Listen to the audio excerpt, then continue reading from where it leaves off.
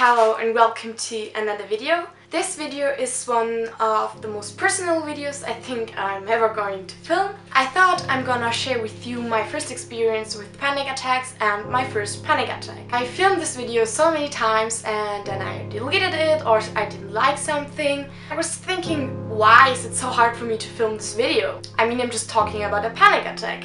I think this is one of the faults of our society, which I don't like. Talking about mental illnesses or panic attacks or something like that is always like, it's so weird and it's strange and it's somehow forbidden to talk about this. And for me, this is just wrong. Mental illness is nothing we have to be ashamed of. It's just like having a cold. It's just like having a different color of skin, different color of eyes, of hair. Mental illnesses are normal things that people struggle with. We all struggle with our mental health. Sometimes everyone does. And yeah, so now I'm gonna just film this video and tell you about my first experience with panic attacks. So if you're interested in that, just keep watching and we will jump right in.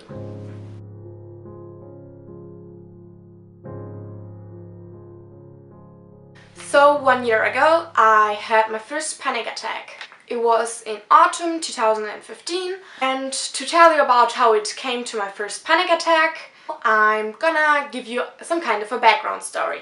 So I've always kind of struggled with anxiety. I've been overthinking a lot and I was always afraid of little events. I was always afraid of the future. I always had sorrows about little things like, oh my god, what if tomorrow she's gonna think this and that of me, and how is this exam gonna go, and oh my god, my future. And really, I was consumed by many fears I had in loads and loads of parts of my life. At this time of my life, I was still in school. I was in my last year of school, and it was kind of shortly before the big exams, the final exams were coming in. Those were a big deal for everyone, and most, if not everyone, had struggled with their mental health at that time. We were all dealing with a lot of stress. We were all dealing with fears concerning the exams, concerning our future, because it was the time we had to plan, what are we gonna do next year with our life?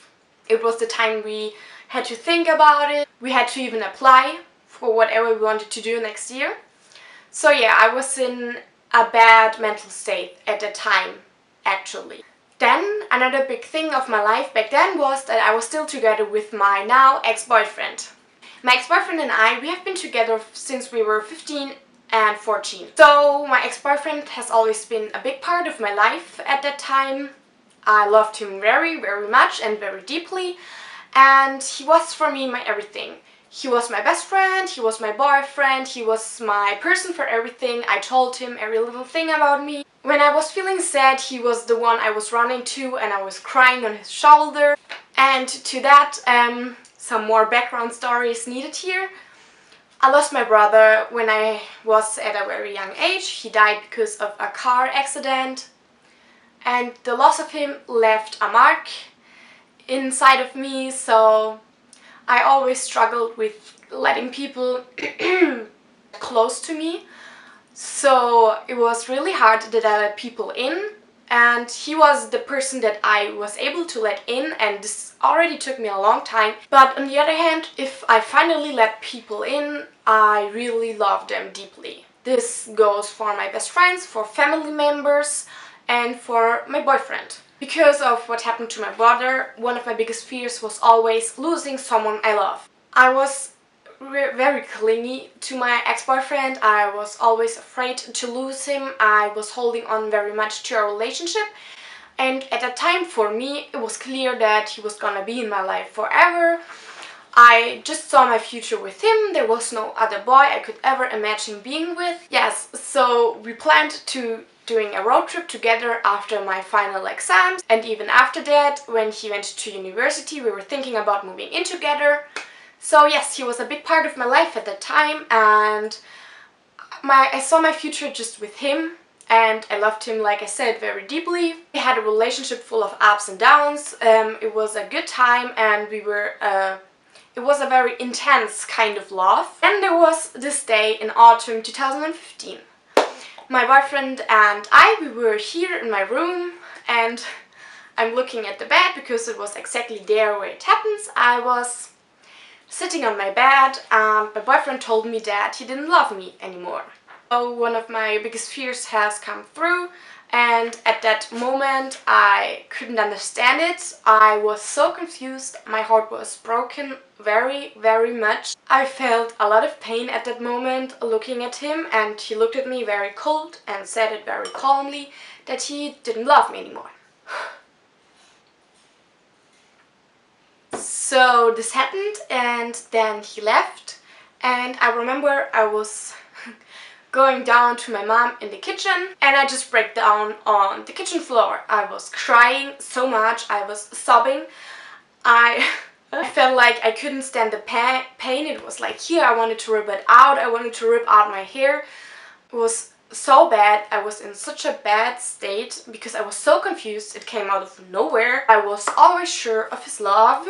So yeah, this was when I had my first panic attack. Just sitting there on the kitchen floor, I remembered everything and I was like, oh my god, now what am I gonna do with my future? The road trip. I have nothing else planned for my future next. So what am I going to do? What am I going to do if he goes to university? Where am I going to live? Am I going to stay in my parents' house? Or how am I gonna survive the exams? How am I even going to survive this day where I'm not able to write him anymore? There were a lot of thoughts coming in my head and I couldn't breathe anymore. It literally started like that. I was sitting there crying, sobbing, and it tightened here. And I was like, oh my god, I can't breathe. So I was hyperventilating. I was like, Mom, I can't breathe, Mom. And then I started panicking so much, like my whole body began to heaten up, and at the same time my hands went cold. It was like it went black in front of my eyes, and I started actually panicking. I thought I was either gonna have a heart attack or dying, and yes, so this was my first experience with having a panic attack. My mom and I, we both didn't know what happened, but my mom just carried me outside of the house to breathe fresh air, and that calmed me down. That was my first panic attack. My second panic attack, and I think this experience with having two panic attacks the same day was what led for me to having panic attacks constantly after that. I'm gonna tell you about my second panic attack now too, because for me it is related to my first panic attack. And alright, so this happened, and my mom after then wrote my two best friends she told them what happened, and of course they came over the moment my mom wrote them what happened. And honestly, I don't know how I would survive even that day or so many days in my life without my friends. My friends are the best and they really helped me out of that hole. And another thing about me is that because I had some pretty hard experiences in my childhood, or even, I don't know, like 2 years ago, something like that, I'm really good at adapting to new situations. So that's what happened that afternoon. I was talking to my best friends, I was starting to try to adapt to the new situation. I was already thinking in my mind, okay, I'm gonna have a bad heartbreak now, but I need to look what I need to do next, how I'm gonna deal with the heartbreak, all of that. So I was already trying to move out of that pain. My best friends then said to me, okay, tonight we are all gonna go out together, we are gonna get your mind off things. And I thought, well, that's a good idea, I'm gonna do it. I was out in a bar with all my friends, and my ex-boyfriend wrote me again. Then he wrote me that he was so sorry and that he didn't know what happened to him and that he still loves me and that this wasn't true what he told me. And you can imagine how confused I was at that moment. I couldn't believe anything what happened. I was just confused. I was panicking again because I was like, how can you think you don't love someone and then you realize later that you love that person? And in my mind just went blank. I couldn't adapt to the new situation now again. By the way, just for the sake of this video, maybe you think now, what the fuck, her ex-boyfriend is really mean. He is not. Just like we all do, my ex-boyfriend struggled with himself a lot too. He did not mean ever to hurt me or anything like that. He just was a boy that struggled with himself like many of us do, and this was just confusing that happened to him. So he was not a bad person and this was just something that happened to him as well. Besides that, yeah, this was when I had my second panic attack. This time it was worse because I was sitting in that bar with all those strange people around me, and I realized it's happening again. I cannot breathe. And the thought of the thing happening to me again than that what happened before at my house, it got my panic worse. I just saw all these people and tears were streaming down my face. I was like, I can't breathe. But my friends, they reacted perfectly. They just put me out of the bar and there they tried to calm me down. Yeah, this was a bad experience for me, having a panic attack in that bar. I didn't know what was going on with me at the time. I had to deal with a lot of confusion, and my belief in love was from then on really shaken. For me, it took me a long time to understand how someone could tell me he doesn't love me anymore and then the same day tell me that this wasn't true.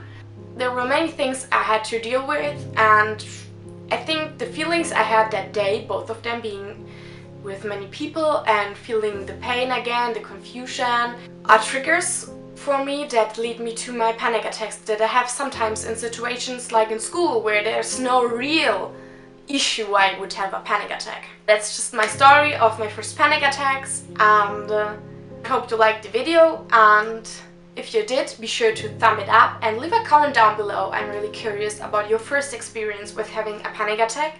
Yeah, that's all I have to say. Be sure to subscribe to my video so you don't miss out on any other of my videos. I wish you all an amazing day, be happy and be safe. Bye!